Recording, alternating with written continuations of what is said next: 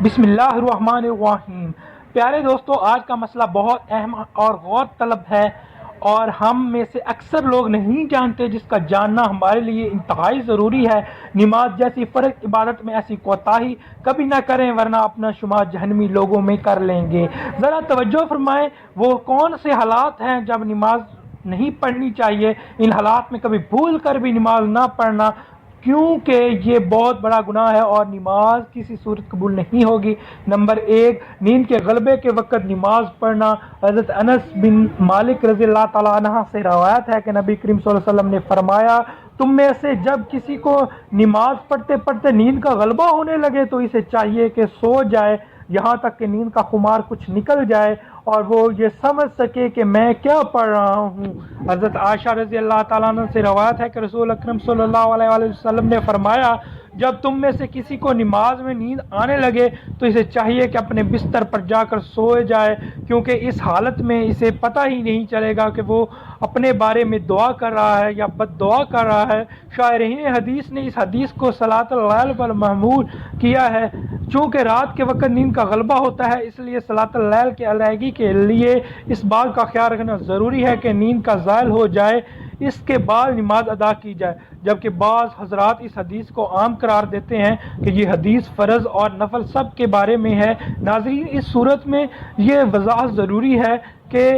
فرض نماز کی ادائیگی میں اگر کافی وقت باقی ہو تو غلبہ نیند کی صورت میں کچھ دیر آرام کر کے نماز پڑھ لیں، اور اگر وقت تنگ ہو رہا ہو تو نماز قضا ہونے کا خطرہ ہو تو اپنی پوری کوشش کر کے اپنے آپ سے نیند اور سستی کو زائل کر کے نماز ادا کریں۔ حضرت ابو قتادہ رضی اللہ تعالیٰ عنہ فرماتے ہیں کہ حضور صلی اللہ علیہ وسلم نے فرمایا، تفریط یعنی نماز میں کوتاہی نیند میں نہیں، افریط تو بیداری میں ہوتی ہے، یعنی نیند میں اگر کسی شخص سے کبھی کوئی نماز فوت ہو جائے تو یہ تفریط نہیں کہلائے گی۔ تفریط یہ ہے کہ انسان جان بوجھ کر نماز میں اتنی تاخیر کرے کہ دوسری نماز کا وقت داخل ہو جائے، جیسا کہ شرع المشقات الطلبی میں ہے۔ اس سے نیند کو نماز پر فوقیت دینے کا وہم پیدا نہیں ہونا چاہیے، بلکہ مذکورہ حدیث میں تو نماز جیسے عظیم فریضے کو بہتر انداز میں خشوع و خضوع اور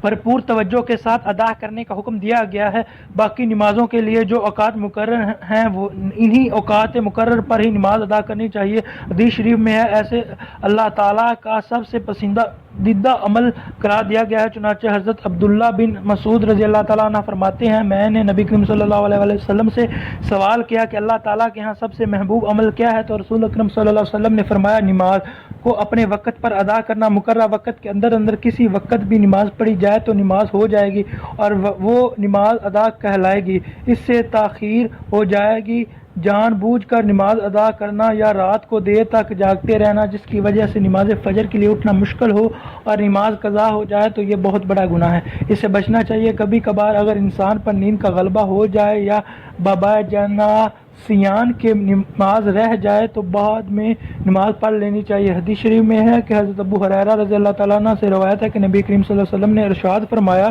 منافقین پر عشاء اور فجر کی نمازیں سب سے زیادہ بھاری ہیں، اگر انہیں ان نمازوں پر ملنے والا اجر معلوم ہو جائے تو ان نمازوں کی ادائیگی کے لیے گھٹنوں کے بل چل کر کریں،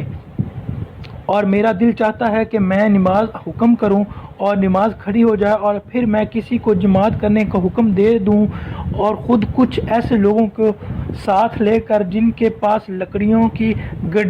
گٹھڑیاں ہوں، ایسے لوگوں کی طرف نکل جاؤں جو جماعت میں کسی شرعی عذر کے نہ ہونے کی صورت میں بھی شریک نہیں ہوتے، اور جا کر ان کے گھروں کو آگ لگا دوں۔ فقن ابو انیس رحمۃ اللہ علیہ فرماتے ہیں کہ آدمی کے لیے اونگتے ہوئے نماز پڑھنا مکروہ ہے، ہاں اگر پڑھ لے تو جائز ہے، جبکہ نماز کے سب افعال اور قرات پورے ادا کر سکے۔ نمبر 2، حساب یا پخانہ کو روک کر نماز پڑھنا۔ جس وقت پیشاب یا پخانے کا شدید ہو اسے وقت نماز پڑھنا مکروہ ہے۔ اس طرح اگر نماز کے دوران پیشاب یا پخانہ زور کرے تو نماز توڑ کر فراغت کر کے پھر نماز پڑھنی چاہیے، اور اگر اسی حالت میں نماز پڑھ لی تو نماز قرات کے ساتھ ہو جائے گی اور گناہ ہوگا۔ لیکن اگر وقت تنگ ہو کہ اس طور پر کہ وضو میں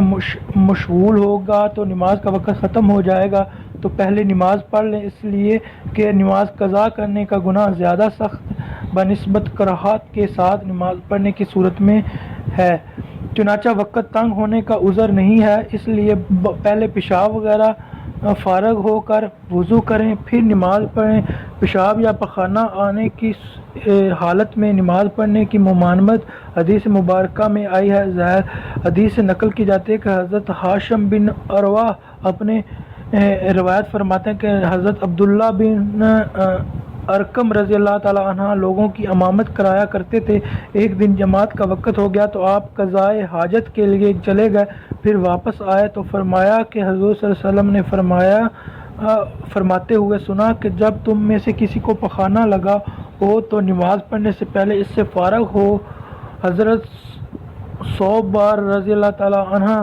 سے روایت ہے کہ رسول اکرم صلی اللہ علیہ وسلم نے فرمایا کہ کسی شخص کے لیے یہ جائز نہیں ہے کہ دوسرے کے گھر میں طاق جھانک کرے بغیر اس کی اجازت کے، اور اگر اس نے ایسا کیا تو گویا وہ اس میں داخل ہو گیا، اور کوئی امام جماعت سے نماز پڑھائے تو صرف اپنے لیے دعا نہ کرائے، مقتدیوں کو چھوڑ کر۔ اگر اس نے ایسا کیا تو اس نے ان کے ساتھ خیانت کی، اور کوئی شخص اس حالت میں نماز کے لیے کھڑا نہ ہو کہ وہ پیشاب یا پخانے کو روکتا ہو۔ حضرت ابو امامہ رضی اللہ تعالیٰ عنہ سے روایت ہے کہ رسول اکرم صلی اللہ علیہ وسلم نے منع فرمایا کہ کوئی شخص اس حالت میں نماز نہ پڑھے کہ وہ پیشاب یا پخانے کو روکتا ہو۔ حضرت ابو عبداللہ بن ارقم رضی اللہ تعالیٰ عنہ بیان کرتے ہیں کہ نبی کریم صلی اللہ علیہ وسلم نے فرمایا جب نماز کا وقت ہو اور تم میں سے کسی کو پخانے کی حاجت ہو تو وہ پہلے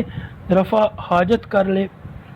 نمبر 3، بھوک کی حالت میں نماز پڑھنا۔ اگر جماعت تیار ہو اور بھوک شدت کی نہ ہو تو ایسی صورت میں نماز سے پہلے کھانا کھانا جائز نہیں ہے۔ دوسری صورت میں اگر شدت کی بھوک لگی ہو اور انسان کو پتہ ہو کہ وہ کھانا کھائے بغیر نماز میں خشوع و خضوع برقرار نہیں رکھ سکتا تو ایسی صورت میں کھانے کو نماز پر مقدم رکھیں، یعنی پہلے کھانا کھا لیں۔ اور اگر آپ اکیلے نماز پڑھ رہے تھے یا آپ نے خود ہی جماعت کروانی تھی تو نماز سے پہلے کھانا کھانے میں کوئی حرج نہیں۔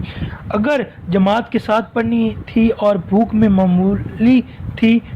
تو ایسا کرنا ناجائز ہے۔ ابو الانیس رحمۃ اللہ علیہ فرماتے ہیں کہ جب آدمی کے پاس کھانا رکھا جائے اور نماز کے لیے اقامت کہی جائے چکی ہو تو کھانے سے فراغت حاصل کرنے میں کوئی حرج نہیں، پھر نماز پڑھ لیں جبکہ نماز قضا ہو جانے کا خوف نہ ہو۔ اگر نماز کے لیے کھانا کھانے سے پہلے کھڑا ہو جائیں تو پھر تمہارا دل کھانے میں مشغول رہے گا، لہذا بہتر یہ ہے کہ پہلے کھانا کھا لیں اور پھر نماز پڑھ لیں تاکہ نماز پوری توجہ حاصل ہو۔ حضرت نافع رضی اللہ تعالیٰ عنہ سے روایت ہے کہ نبی کریم صلی اللہ علیہ وسلم نے فرمایا جب تم میں سے کوئی کھانا کھائے تو ہرگز جلدی نہ کرے یہاں تک کہ اس سے فارغ نہ ہو لے، اگرچہ نماز کے لیے اقامت کہی جائے۔ حضرت عائشہ کے ہاں حضرت عبداللہ بن عمر انس بن مالک رضی اللہ تعالیٰ عنہ سے روایت کرتی ہیں کہ رسول اکرم صلی اللہ علیہ وسلم نے فرمایا جب نماز کھڑی ہو جائے اور رات کا کھانا بھی سامنے آ جائے تو رات کے کھانے میں پہل کرو۔ جب نماز کھڑی ہو جائے اور کھانا پینے کی اشیاء سامنے موجود ہو تو مناسب یہ ہے کہ کھانا پینے میں پہل کی جائے تاکہ نمازی کی بھوک ختم ہو جائے اور اس کا ذہن دوران نماز کھانے کی طرف نہ لگا رہے، لیکن اس کی شرط یہ ہے کہ نماز کا وقت تنگ نہ ہو اور کھانے کی ضرورت اور اس کی چاہت بھی ہو، اور اس میں اس بات کی تاکید ہے کہ یہ شریعت کا عمل ہے اور آسانی و کشیدگی کے ساتھ انسانی جان کے حقوق کا خیال رکھتی ہے۔ اللہ پاک ہمیں دین کو سمجھنے اور اس پر عمل کرنے کی توفیق عطا فرمائے اور ہمیں نیکیوں میں شامل کرے۔